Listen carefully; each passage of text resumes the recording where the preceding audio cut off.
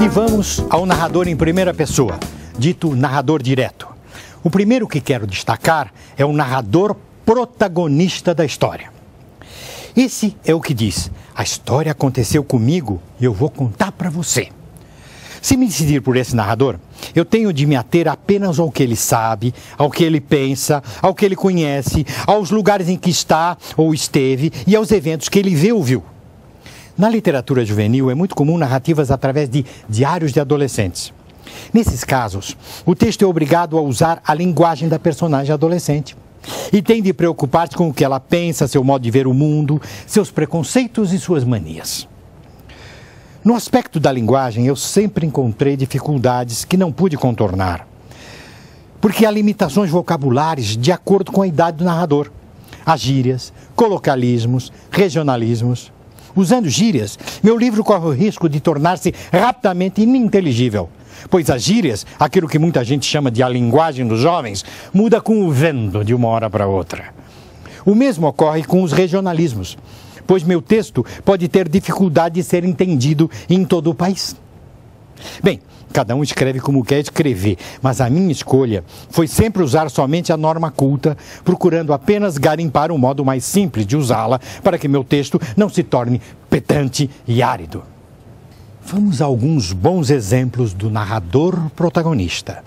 Começo por Dom Casmurro, de Machado de Assis. O romance é narrado por Bentinho, já idoso, recordando desde seus primeiros namoros adolescentes com Capitu até a crise que destruiu seu casamento. Machado inspirou-se na peça Otelo, de Shakespeare, e esse é um clássico sobre o ciúme.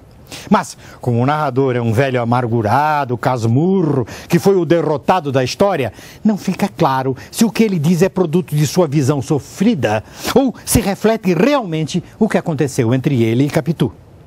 Como o grande autor escolheu um narrador protagonista, a história ficou limitada à dor de Bentinho, à sua personalidade, à sua pequenez, a seus complexos, às suas dúvidas, à sua personalidade fraca, influenciável e às suas manias. Como ele amava a moça, sempre que a descreve, ela é a mais bela, graciosa e perfeita mulher do mundo. Mas quando ele cita defeitos do caráter de Capitu, está sempre recordando os comentários desairosos feitos pelo personagem José Dias, o melífluo agregado da casa que manipula o frágil Bentinho como se o pobre estivesse atado a fios, feito uma marionete. Uma personagem genial, baseada em outra, o perverso Iago, de Shakespeare. Com essa feliz escolha do narrador, Machado criou uma obra imortal, pois a dúvida se Capitu foi ou não uma esposa infiel nunca ficará esclarecida, uma vez que ele só nos forneceu uma das visões dos acontecimentos. Cadê os outros testemunhos que poderiam confirmar ou rejeitar o que ele afirma?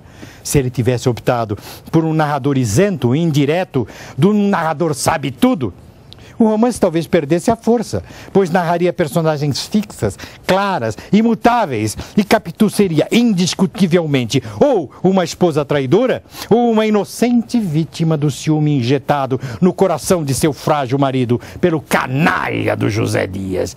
Que escolha genial! Outra obra-prima são As Viagens de Gulliver, de Jonathan Swift. As aventuras fabulosas, exageradas, engraçadas e críticas narradas pelo protagonista teriam menos graça e impacto se o narrador fosse outro doutor sabe-tudo.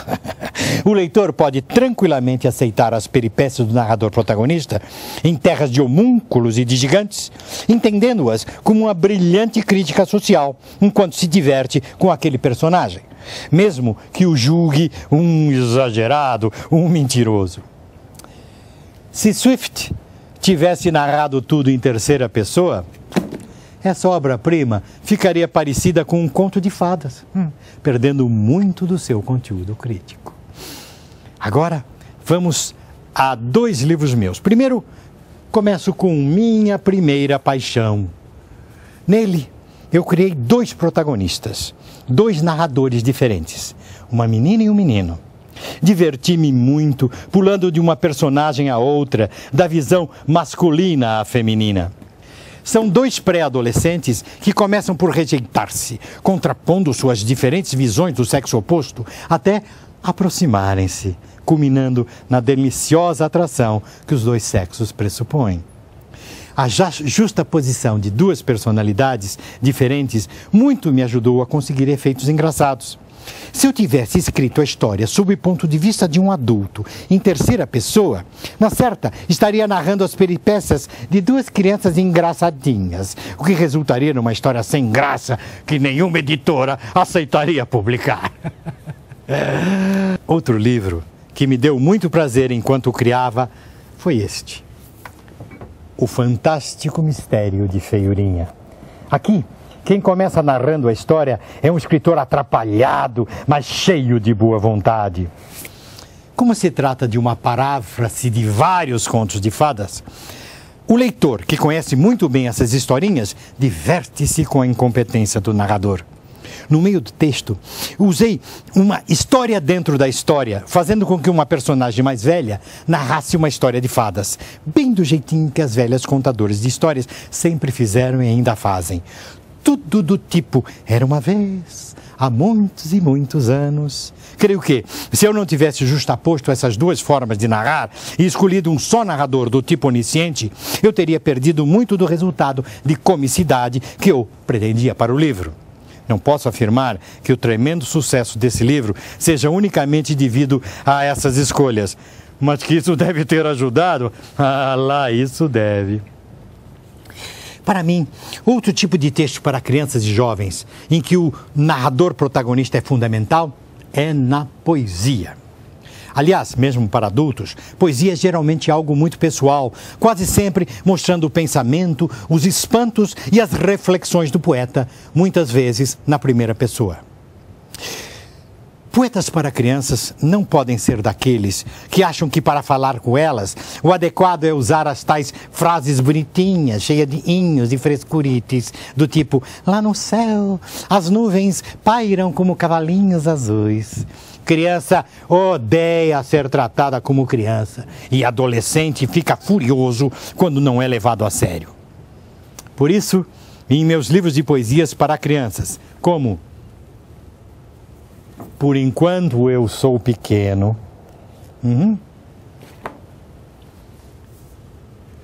Cavalgando o Arco-Íris e Mais Respeito, Eu Sou Criança, fiz tudo na primeira pessoa, a partir do ponto de vista do meu leitor, de sua maneira de pensar, de reclamar, de fazer-se respeitado.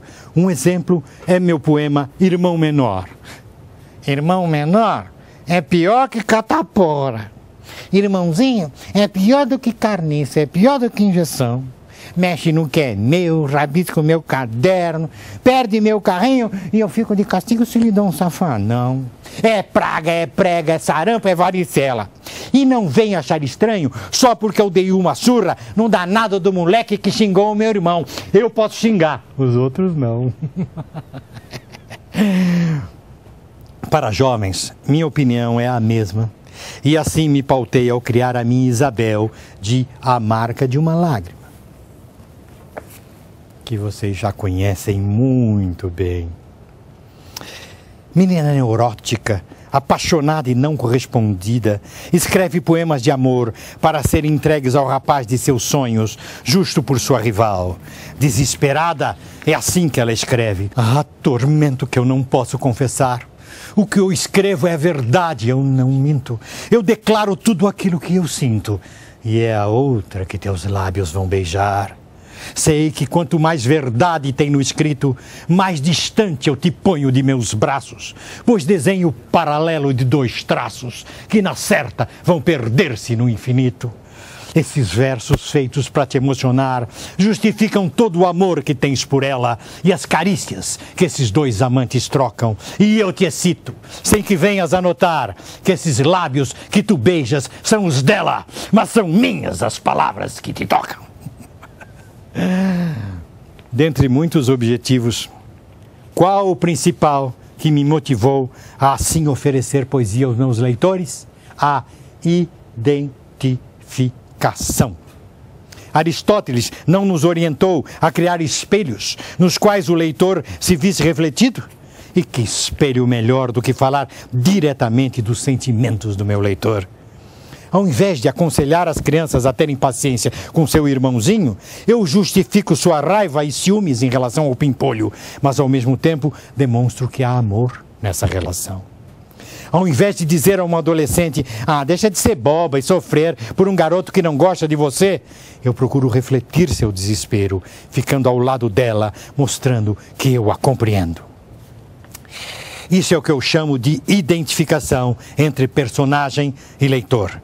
Sem isso, na certa, meu leitor me abandonaria logo nas primeiras páginas. E ele estaria com toda a razão. Lá isso estaria.